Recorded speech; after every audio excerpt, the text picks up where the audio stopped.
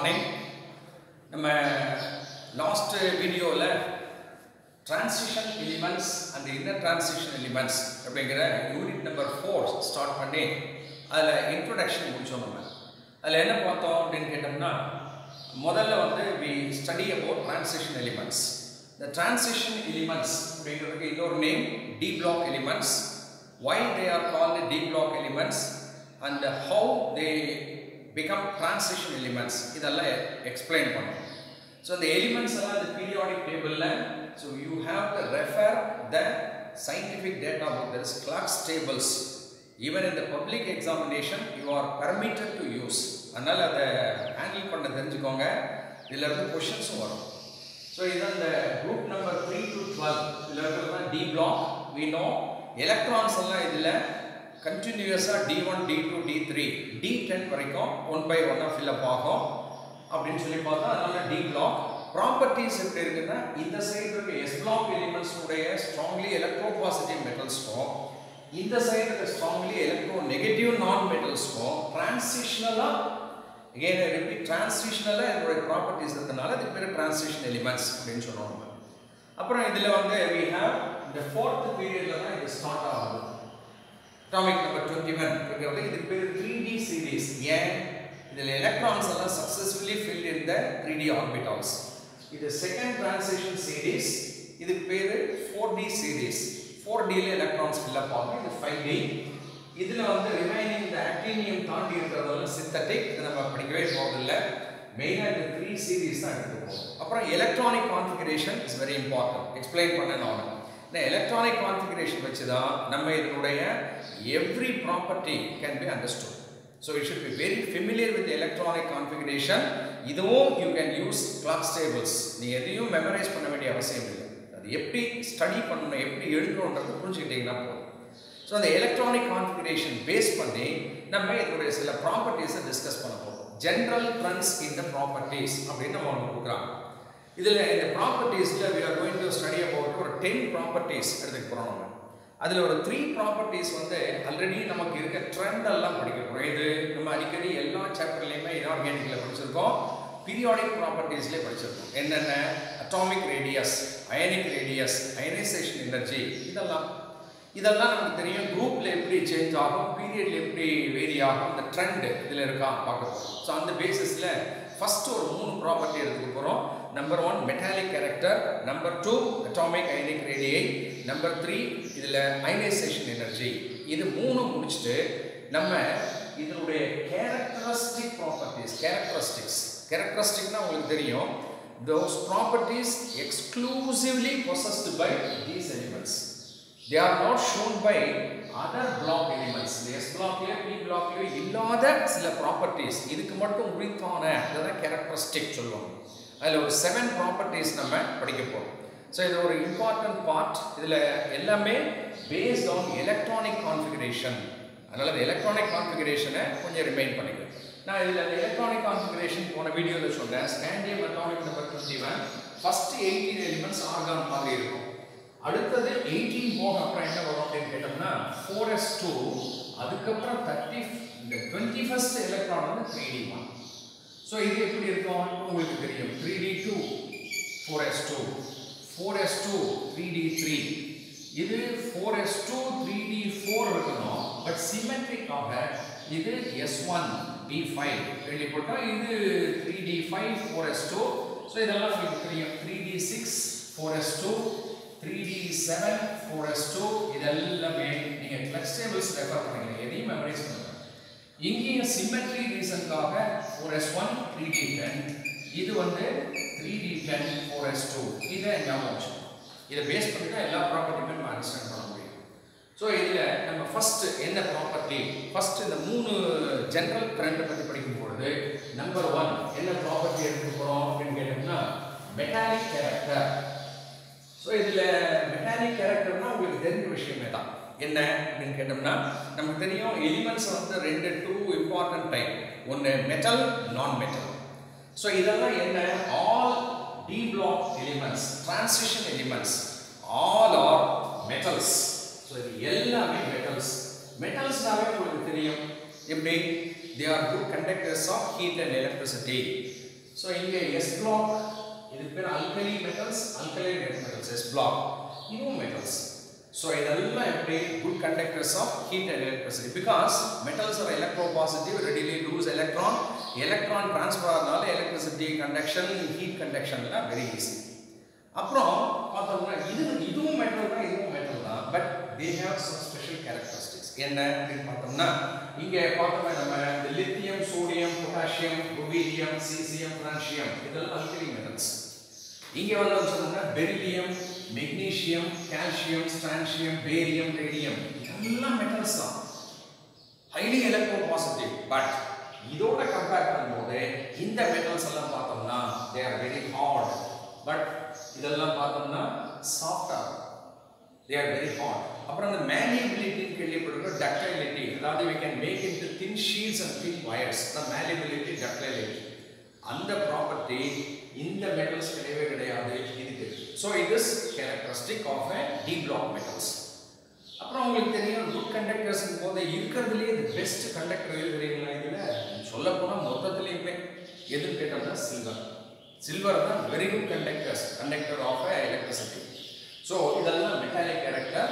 அப்புறம் மெட்டாலிக் கேரக்டர்ல நம்ம கேள்விப்பட்டிருக்கோம் மெட்டல்ஸ் பொசஸ் கிறிஸ்டல் ஸ்ட்ரக்சர் கேள்விப்பட்டிருக்கோம். நம்ம கிறிஸ்டல் ஸ்ட்ரக்சர் சாலிட் ஸ்டேட்ல நான் சொல்லி கொடுத்துருக்கேன் உங்களுக்கு. அதில் என்ன கிறிஸ்டல் ஸ்ட்ரக்சர் இருக்குது, இன்டர்னல் ஸ்ட்ரக்சர் பார்க்கும்பொழுது இந்த மெட்டல்ஸில் ஒரு டெப்லர் காலம் கொடுத்துருக்காங்க, ஜஸ்ட் தெரிஞ்சுக்கோங்க போதும். few of them have HCP structure, hexagonal close packed, and few of them have CCP, cubic close packed, and some of them have BCC arrangement. mostly இதுக்குள்ள இண்டிவிஜுவலாக நமக்கு தேவையில்லை. ஸோ மோஸ்ட் ஆஃப் த இந்த மூணுல ஏதாவது ஒன்று இருக்கும் அப்படின்றது தெரியும். அடுத்து வந்தோம்னா இந்த மெட்டல்ஸ்னாவே மெல்டிங் பாயிண்ட் கேள்விப்பட்டிருக்கோம். மெல்டிங் பாயிண்ட் எப்பவுமே எப்படி இருக்கும், நான் மெட்டல்ஸோட மெட்டல்ஸ்க்கு ஹை. ஸோ இந்த மெல்டிங் பாயிண்ட் பார்த்தோம்னா இந்த அல்கலி மெட்டல்ஸோட இதுக்கெல்லாம் melting point high, no doubt. அந்த மெல்டிங் பாயிண்ட்ல ட்ரெண்ட் பார்த்தோம்னு சொன்னோம்னா இப்போ நம்ம அலாங் திஸ் பீரியட் வரலாம் எப்படி இருக்கும் அப்படின்னு கேட்டோம்னா ஸ்காண்டியத்தை விட ஒரு கிராஃப் கூட கொடுத்துருக்காங்க. நீங்கள் உங்கள் புக்கில் பேஜ் நம்பர் 103ல ரெஃபர் பண்ணுங்க, ஒரு ரெஃபரன்ஸ் தான், அதை நான் இங்கே போர்டெல்லாம் போடலை. 103ல ரெஃபர் பண்ணி பார்த்தீங்கன்னா இந்த ஸ்காண்டியத்தை விட டைட்டானியத்துக்கு மெல்டிங் பாயிண்ட் ஸ்லைட்லி ஹையர், டைட்டானியத்தை விட வெனாடியத்துக்கு ஹையர், வெனாடியத்தை விட குரோமியத்துக்கு கொஞ்சம் தான் டிஃபரன்ஸ். டக்குன்னு பார்த்தீங்கன்னா மேங்கனீஸ்க்கு குறையும், இதுக்கு கொஞ்சம் இன்க்ரீஸ் ஆகும், அப்புறம் டிக்ரீஸ் ஆகிட்டே போகும். ஜிங்க்கு பார்த்தோம்னா ரொம்ப குறைச்சலாம். இதெல்லாம் எப்படி எக்ஸ்பிளைன் பண்ணலாம் நம்ம பேஸ்ட் ஆன் எலக்ட்ரானிக் ஸ்ட்ரக்சர். எப்படி அப்படின்னு கேட்டோம்னா இப்போ நமக்கே தெரியும் இந்த கிறிஸ்டல் ஸ்ட்ரக்சர் போது என்ன வரும், மெட்டல் ஆட்டம் பக்கத்தில் நிறைய இருக்கு. அதுக்கு நடுவில் என்ன பாண்ட் இருக்கணும், மெட்டாலிக் பாண்ட். மெட்டாலிக் பாண்ட் எப்படி ஃபார்ம் ஆகும், எலக்ட்ரான்ஸ் தான் அதில் இன்வால்வ் ஆகும். இப்போ இதில் பார்த்தீங்கன்னா டி எலக்ட்ரான்ஸ் தான் பாண்டிங் வரும், டி எலக்ட்ரான்ஸ். இதில் எத்தனை எலக்ட்ரான் இருக்குது, இப்போ இதுதான் ஒரு ஸ்காண்டியம் வச்சுக்கோங்களேன், இது இந்த ஒரு ஸ்காண்டியம். மெட்டாலிக் பாண்ட் வரும்போது இதில் D1 Dனா உங்களுக்கு தெரியும் எத்தனை ஆர்பிட்டால்ஸ் இருக்கும், 5 ஆர்பிட்டால்ஸ். இது போல 1 அன்பேர் எலக்ட்ரான் இருக்கு, இதுலேயும் ஒரே அன்பேர் எலக்ட்ரான் தான் இருக்கும். ஸோ இந்த 1 unfair electron involve in bonding சரிங்களா. ஸோ இதுக்கு ஒரு மெல்டிங் பாயிண்ட் இருக்கு. பட் இங்கே வரும்பொழுது D2 அப்படின் போது எத்தனை, இதில் 1 எலக்ட்ரான், அடுத்தது வரும்போது எத்தனை எலக்ட்ரான் இன்வால்வ் ஆகும் அப்படின்னு கேட்டோம்னா இதில் 2 இதில் 2. ஸோ ஒன்று இருக்கும்போது இருக்கிற பாண்ட் ஸ்ட்ரென்த்தை விட ஒன்று இருக்கும்போது பாண்ட் ஸ்ட்ரென்த் குறைவு.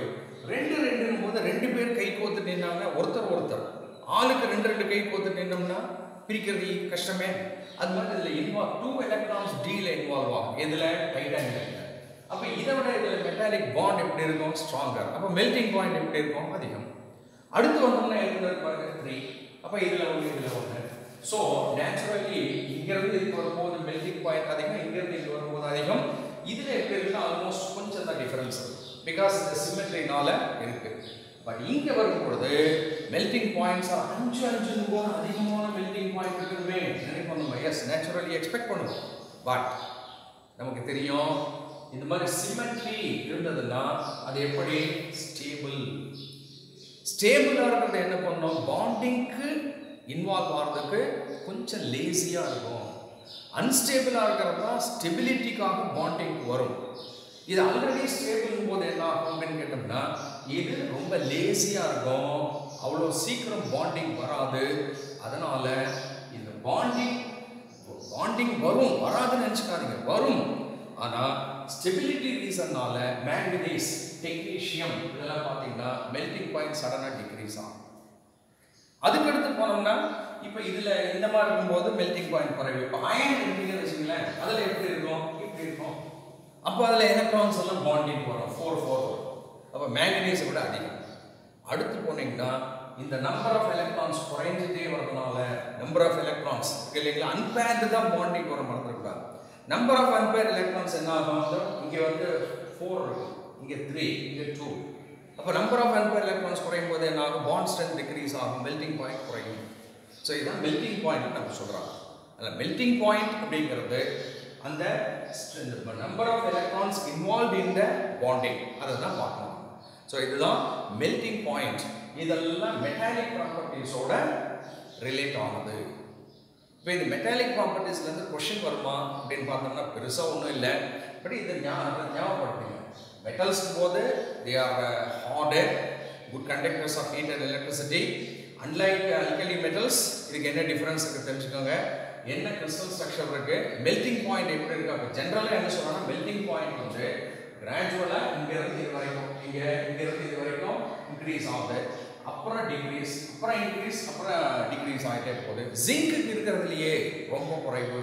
ஏன் பார்த்தீங்கன்னா ஜிங்க்ல ஆல் எலக்ட்ரான்ஸ் ஆர் பேர், ஸ்டேபிள். அப்போ எல்லா எலக்ட்ரானும் எந்த எலக்ட்ரான் பாண்டிங் வரும், அன்பேர்டு தான் வரும், இல்லை எல்லாமே பேர்டு. அப்போ அந்த பாண்ட் ஸ்ட்ரென்த் எப்படி இருக்கும், ஜிங்க்கு இருக்கிறதுலேயே குறைச்சலாகும். அதனால் இருக்கிறதுலேயே மெல்டிங் பாயிண்ட் பார்த்தோம்னா ஜிங்க்கு தான் ரொம்ப குறைவு. இந்த குரூப்பில் இந்த பீரியட்லேயே ஜிங்க்கு தான் குறைவாகும். ஸோ இதுதான் மெல்டிங் பாயிண்ட் அப்படிங்கிற ஒரு ப்ராப்பர்ட்டி.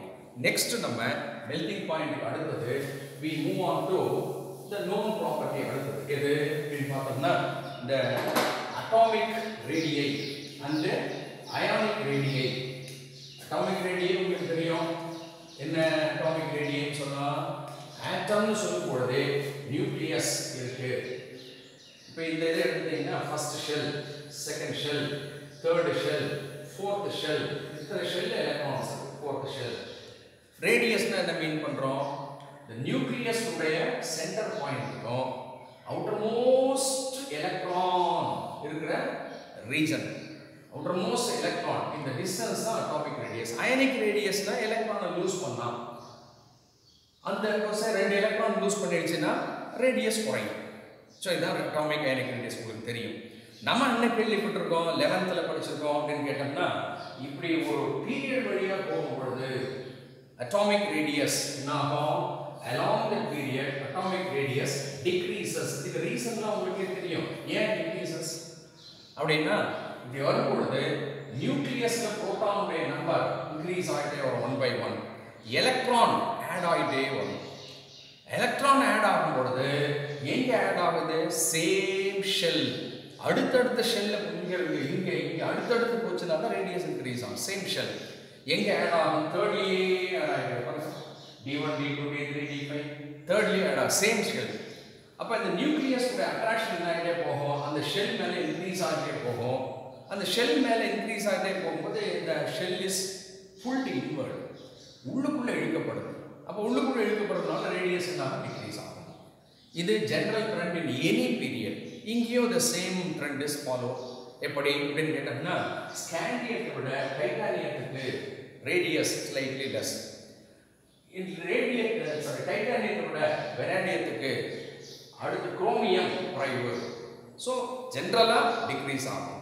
ஆனால் சில இர்ரெகுலாரிட்டி நம்ம பார்க்கலாம். என்ன ரீசன் வந்து சேம் எலக்ட்ரானிக் கான்ஃபிகரேஷன். என்ன பார்த்தோம்னா, ஸ்காண்டியத்தை விட டைட்டானியத்துக்கு லெஸ், வெரானியத்துக்கு லெஸ். பட் குரோமியம்ல ஆரம்பிச்சு காப்பர் வரைக்கும் பார்த்தோம்னா அந்த டிஃப்ரென்ஸ் இருக்கு இல்லையா, குறையிறது. பட் அந்த difference, the magnitude of difference எப்படின்னு கேட்டோம்னா வெரி ஸ்மால். என்ன காரணம் தெரிஞ்சுக்கோங்க, இது கொஸ்டின்லாம் கேட்க போகிறது இல்லை. என்னன்னா சேம் எலக்ட்ரானிக் ஸ்ட்ரக்சர்.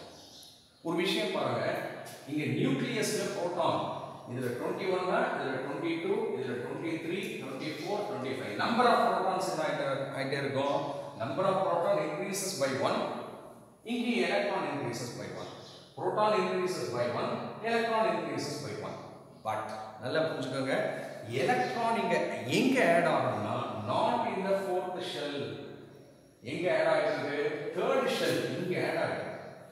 So இங்க 1 2 3 4 இப்படி add ஆகும். இப்போ ரேடியஸ்னா என்ன மீன் பண்றோம் நம்ம? distance between the nucleus and the outermost electronic level இது வரைக்கும். அப்ப இது வந்து S2 ஒரே மாதிரி இருக்கே சார், ஒரே மாதிரி இருக்குது. அப்ப ரேடியஸ் ஒரே மாதிரி இருக்குமா? இருக்கணும். பட் ரேடியஸ்ங்கிறது not only number of shells, it depends upon the nuclear charge and the nucleus உடைய effective nuclear charge. effective nuclear charge அது எவ்வளவு நல்லா அட்ராக்ட் பண்ணுதுங்கிறது. So இதுக்கும் the last shell இங்க இருக்கு இல்லைங்களா, இந்த ரெண்டுக்கும் உள்ள attractive force தான் இந்த ரேடியஸை டிசைட் பண்ண. attractive force நல்லா புரிஞ்சுக்கணும். attractive force என்ன ஆகுது? லாஸ்ட் ஷெல்ல இன்க்ரீஸ் ஆகுதா அப்படின்னு பார்த்தோம்னா டைரக்டா பார்த்தா இன்க்ரீஸ் ஆகல. ஏன்? இதுல ஆல்வேஸ் எத்தனை எலக்ட்ரான் தான் இருந்துட்டே இருக்கு? 2 2 2 2 2 2 தான். ஆனா attractive force அப்படியே இருக்கணும். because same electronic configuration the outermost shell 2 2 2 2 same. ஆனா இன்க்ரீஸ் ஆகுது. எப்படி தெரியுங்களா? இங்க இருக்க எலக்ட்ரான்ஸ் எல்லாம் டி எலக்ட்ரான்ஸ் இது என்ன பண்ணும்னா அந்த நியூக்ளியஸை ஸ்கிரீன் பண்ணணும். அந்த outermost எலக்ட்ரான் கிட்ட இருந்து இதுதான் outermost எலக்ட்ரான், இதுதான் டி எலக்ட்ரான், இங்க தான் நியூக்ளியஸ் இருக்கு. இந்த டி எலக்ட்ரான்ஸ் என்ன பண்ணணும்? குறுக்க இருந்ததுன்னா நல்ல ஸ்கிரீன் பண்ணணும், மறைக்கணும். ஆனா மறைக்குமா அப்படின்னு பார்த்தா நம்மளே கேள்விப்பட்டிருக்கோம். எஸ் எலக்ட்ரான் நல்லா ஸ்கிரீன் பண்ணணும், பி எலக்ட்ரான் கொஞ்சம் குறைவு. டியினுடைய ஸ்கிரீனிங் இஸ் வெரி புவர். ஏன்னா அது அவ்வளோ தூரம் நகர்ந்துட்டே இருக்கு. நான் வந்து அந்த கிளாஸ்ல உங்களுக்கு டயக்ராம் போட்டு காமிக்கிறேன், இப்போ விட்டுருங்க. Of course d electrons are there between the last shell and nucleus.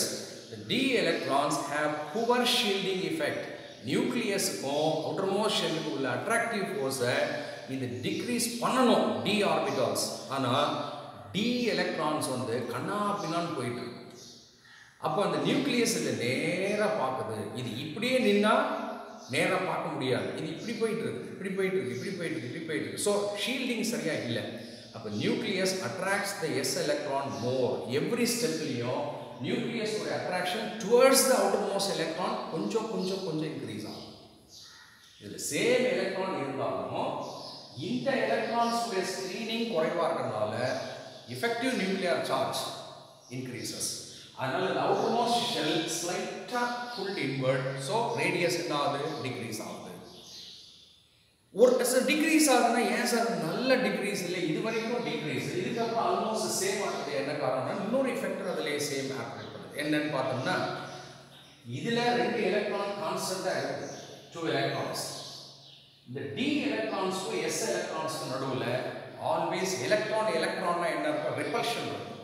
So இருக்க ரிப்பல்ஷன் இருக்கும்போது இதுல 2 இதுல 1 ரிப்பல்ஷன் லெஸ், இதுல 2 இதுல 2 ரிப்பல்ஷன் கிரேட்டர், இங்க கிரேட்டர், இங்க இன்னும் கிரேட்டர். ஸோ அந்த ரிப்பல்சிவ் ஃபோர்ஸும் ஆப்ரேட் ஆகுது. 2 ஃபோர்ஸும் ஆப்போசிட்ல ஆக்ட் பண்ணிட்டு இருக்கு. என்ன ஃபோர்ஸ்? ஒன்று எஃபெக்டிவ் நியூக்ளியர் சார்ஜ் என்ன பண்ணுது? அவுட்டர்மோஸ்ட் ஷெல்ல உள்ள இழுக்குது.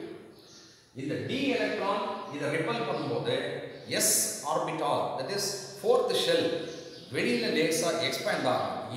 இது அட்ராக்ஷனால உள்ள எடுக்குது, ரிப்பல்ஷனால வெளியே போகுது. இந்த ரெண்டும் ஆப்போசிட்டா ஆக்ட் பண்ணும்போது பேலன்ஸ் ஆகலாம். பேலன்ஸ் ஆகிறது இங்க இருந்து நல்லா நடக்குது, இங்க இருந்து இங்க இருக்கு. அதனால ரேடியஸ் இங்க இருந்து பார்த்தோம்னா காப்பர் வரைக்கும் ஆல்மோஸ்ட் ஸ்லைட் வேரியேஷன் தான். ஜிங்க் வந்தோம்னா ரேடியஸ் என்ன ஆகுது தெரியுங்களா? டப்புன்னு போடுறோம், டப்புன்னு என்ன ஆகுது? இன்க்ரீஸ் ஆகும். ஏன் அப்படின்னு பார்த்தோம்னா ஜிங்க் உங்களுக்கு D10 10 electron attractive force S மேல நல்லா இருக்கும். ஆனால் ரிப்பல்சிவ் ஃபோர்ஸ் அட்ராக்டிவோட ரிப்பல்சிவ் அதிகமாக இருக்கும். பிகாஸ் கம்ப்ளீட்லி ஃபில்டு ஸ்டேபிள், இது நல்லா ரிப்பல் பண்ணால் அது அவுட்டர்மோஸ்ட் ஷெல் ஸ்லைட்டாக வெளியில் போகும். ஸோ இதெல்லாம் புரிஞ்சுக்கோங்க, எக்ஸாமில் கொஷின் கேட்கறதுக்கு சான்ஸ் இல்லை. ஸோ ட்ரெண்ட் என்ன? From scandium to chromium, as expected, decreases. From chromium to copper, என்னாச்சுன்னு கேட்டோம்னா has to decrease, but அந்த decrease எப்படி இருக்குன்னா ஸ்லைட்டாக தான் இருக்கு, ஸ்லைட் வேரியேஷன் தான் இருக்கு. ஜிங்க் வரும்போது as expected decreases. அதே தான் இந்த இதுலேயும், இதில் அடுத்த இதுலேயும் சேம் இதுதான். ஓகே, நம்ம இப்படி வரும்போது சார் இதை நமக்கு தெரியுமே, இப்படி போகும்போது டிக்ரீசஸ்னா இப்படி வரும்போது என்ன ஆகும்? இன்க்ரீசஸ். அதே தான் பார்க்கலாம். ஸ்காண்டியத்தை விட இட்ரியத்துக்கு அதிகம், இட்ரியத்தை விட லேண்டனத்துக்கு அதிகம். இப்படி வரும்போது இன்க்ரீஸ் ஆகிட்டே வரணும். பட் இங்கிருந்து இங்கே வரும்போது இன்க்ரீஸ் ஆகுது. பட் இங்கிருந்து இங்கே வரும்பொழுது இது வரைக்கும் இன்க்ரீஸ் ஆகுது. பட் இதுக்கப்புறம் போகும்பொழுது இந்த 4D உடைய ரேடியஸ் என்ன இருக்கோ ஆல்மோஸ்ட் அதான் 5D. இன்க்ரீஸ் இல்லை. இங்கிருந்து இங்கே இன்க்ரீஸ், இங்கிருந்து இங்கே வரும்போது இன்க்ரீஸ் இல்லை. கொஞ்சம் தான் டிஃபரன்ஸ் இருக்கு. என்ன காரணம்னா மறந்துக்கூடாது, இதுக்கு அட்டாமிக் நம்பர் 57. இங்க என்ன இருக்கு? 72 இருக்கு. ஒரு 14 எலிமெண்ட்ஸ் இங்க இருக்கணும். நம்ம அடுத்த இதே லெசனுடைய பின்னாடி படிக்கலாம். அந்த 14 ஒரு குறிப்பிட்ட ரீசன் தான் இங்க வரும். சோ இதனுடைய ரேடியஸ் கணக்கில் எடுக்கணும். அது எடுக்கிறத பத்தி நம்ம பின்னாடி படிக்க போற இதே லெசன் பேர் லேண்டனாய்டு கன்ட்ராக்ஷன் பேரு. அந்த ரீசனால 4D சீரிஸை விட 5D சீரிஸ்க்கு ரேடியஸ் அந்த இன்க்ரீஸ் வந்து வெரி ஸ்மால், ஆல்மோஸ்ட் பக்கத்தில் தான் இருக்காங்க, நியரஸ்டாக இருக்காங்க. இது என்ன படிக்கலாம்? இதுதான் மெட்டாலிக் ப்ராப்பர்ட்டி. அண்ட் செகண்ட் படிக்கிற அட்டாமிக் ரேடியஸ். இதில் பெருசாக கொஷின்ஸ் இல்லை, ட்ரை பண்ண அடுத்த ப்ராப்பர்ட்டி நம்ம நெக்ஸ்ட் வீடியோவில் பார்க்கலாம். தேங்க்யூ.